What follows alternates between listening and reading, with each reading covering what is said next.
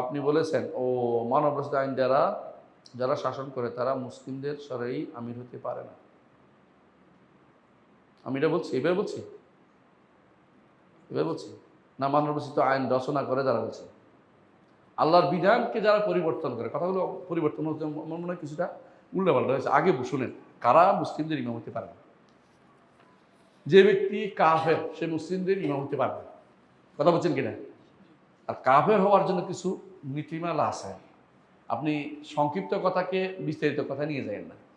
তো কাফের যে ব্যক্তি সে ব্যক্তি ইমাম হতে পারে না। আল্লাহ বলছে বলে ইয়াজআলুল্লাহু লিল কাফিরিনা আলাল মুমিনিনা সাবিলা, যারা ঈমানদার তাদের উপরে আল্লাহ কাফেরদেরকে কি করেন নাই, কোনো দায়িত্ব দেন নাই। অর্থাৎ কাফের আমাদের কোনোদিনই কি হইতে পারে না।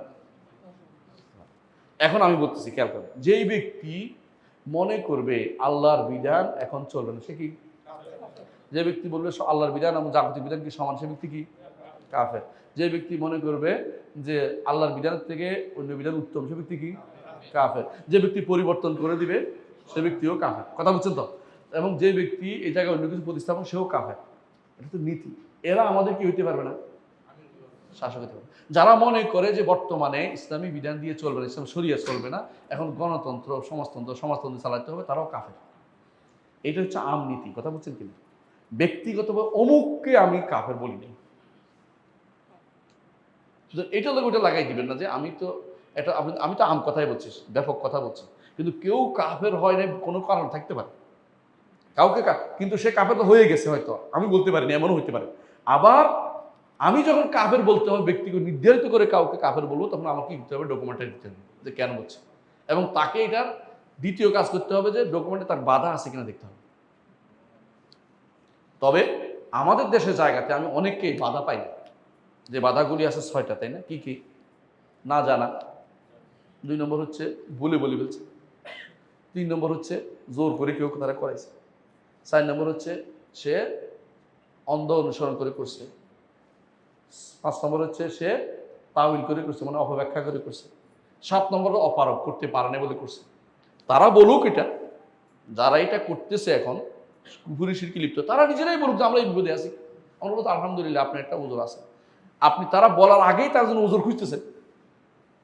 কথা বুঝেন কিনা?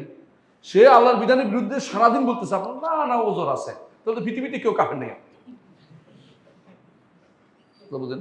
এই সিস্টেমটা আমরা নিশ্চিত। তারা বলুক তাদের ওজোর আছে, আমরা নিব। আপনি বলতেছেন কি জন্য? আপনি কি কাজে বলতেছেন? এর অর্থ হচ্ছে আপনি এখন শরিয়া সম্পর্কে জানেন না, আল্লাহর বিধান সম্পর্কে আপনার কি আছে ছাড়, আপনি এখনো পর্যন্ত মুরজিয়া হয়ে রয়েছে যে আর অসুবিধা নাই, আল্লাহ গফুর রাহিম। কিছু মানুষ আছে না, যত কিছুই করে শিরিক কুফরি করতেছে, গফুর রাহিম। সকালবেলা দেখছি ফজর নামাজের সময় একজনে কি করতেছে, ওই ফালাক নাস ইখলাস করে সারা শরীরে ফু দিয়ে একদম বলছে। তা আমি এটা গেলাম যে শুনে, এটা রাতের শোয়ার সময় সুন্নত, এটা সারাদিনের সুন্নত না। কথা বুঝছেন? যখন ইচ্ছা যে সুন্নত না, এটা বলতে আমি এটা করে অভ্যাস হয়ে গেছি। সে শোনার জন্য বলছে, এটা মানে করবে সেটা অর্থ বুঝুন। তাই বললাম আচ্ছা আপনি সুবহানাল্লাহ আলহামদুলিল্লাহ পড়ছেন 33 বার 35 বার পড়ছেন, একবার না, অভ্যাস করলে হয়ে যাইব। তো এটা হইব কি জন্য? কেউ যদি বলে আমি 35 বার পড়ে অভ্যাস হয়ে গেছে, তাহলে 35 বার পড়তে পারবে না, 33 বার পড়তে হবে, শুনে। তো আপনি ফালাক নাস ইখলাস পড়বেন, ঠিক আছে, ভালো কথা, এটা হাদিস প্রমাণিত। এটা দিয়ে পড়ে হাত গা মুছাবেন, এটা কি আপনি সারাদিনের শুনো? এটা কখনকার রাতের শোয়ার সময় শুনে থাকে। তো এটা আপনি দিনের বেলা করতেছেন কি জন্য? সালাতে পরপর করতেছেন কি জন্য? এটা বেদাত করতেছেন। একজনের মাথার মধ্যে হাত তুলেছেন, মাথায় হাত তুলেন কেন? দোয়া পড়ে। কি দোয়া পড়ে? তাহলে এই যে আপনি মাথায় হাত দিলেন কিনলাম, আমার সাথে ভালো কাজ করছে, মাথায় হাত দিয়ে বসে কারণটা এটা তো হচ্ছে না, এটা আমার অভ্যাস হয়ে গেছে। অভ্যাস হবে না, অভ্যাসটা ছাড়ো, এই অভ্যাসটা ছাড়তে হবে। কথা বুঝেন কিনা? একজন হাত এমনি বেশি হাত এমনি বসছেন কেন? এটা তো যাইজ না। কেউ অভ্যাস হয়ে গেছে, অভ্যাসটা ছাড়ে। এই অভ্যাসটা ছাড়ানো আমাদের কাজ। কথা বুঝছেন? এখন আপনি বলেন যে না থাক, অভ্যাস হয়ে গেছে, তো আপনি কোনোদিন সুন্নত দাওয়া দিতে পারবেন না কাউকে, তারা কোনোদিন সুন্নত দাওয়া দিতে পারবে না। কথা বুঝেন না? এরা বলুক যে আমার সমস্যাটা কি।